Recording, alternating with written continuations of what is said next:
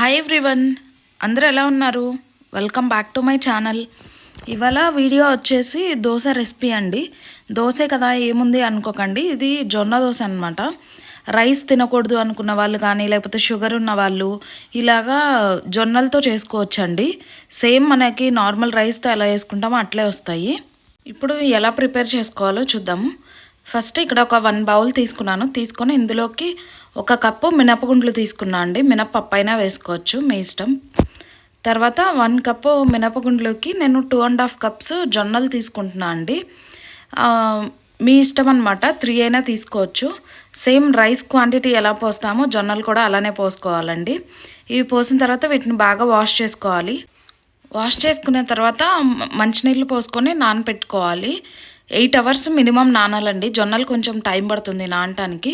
So ఇలా water పెట్టేసుకొని పక్కన పెట్టేసుకుంటున్నాను అనమాట, మూత పెట్టుకొని. సో ఇప్పుడు నానిన తర్వాత అండి, ఇది నేను మార్నింగ్ నానబెట్టాను, ఈవినింగ్ కల్లా ఇలాగ బాగా నానిపోయినాయి అనమాట. ఇప్పుడు వీటిని 2-3 సార్లు శుభ్రంగా కడుక్కోవాలి. చూసారు కదా, ఇంకా వీటిని మిక్సీలో కానీ గ్రైండర్లో కానీ వేసుకోవాలండి. నేను ఇక్కడ మిక్సీ పడుతున్నాను అనమాట.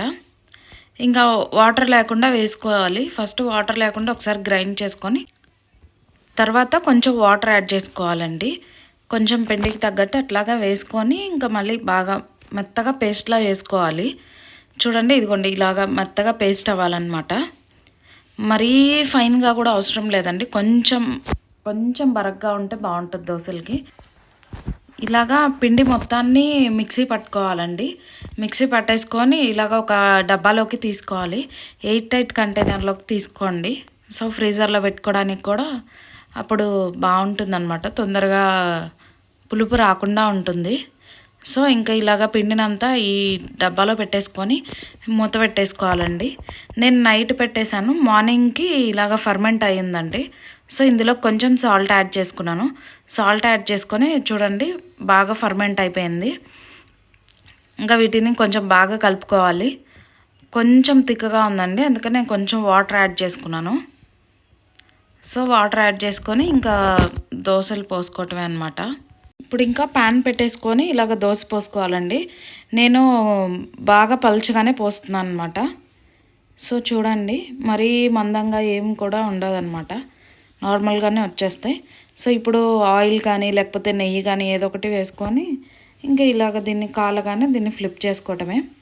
చూడండి, సేమ్ నార్మల్ దోశలానే వస్తాయన్నమాట. దీనిలోకి పల్లీ చట్నీ కానీ లేకపోతే కొబ్బరి చట్నీ ఏదైనా బాగుంటుంది. సో నేను ఇక్కడ పల్లీ చట్నీ చేశాను అనమాట. దీనిలోకి క్రిస్పీగా చాలా టేస్టీగా ఉంటుందండి. అందరూ తప్పకుండా ట్రై చేయండి. అండ్ జొన్నలో ఏంటంటే vitamin B and vitamin E ఉంటుంది.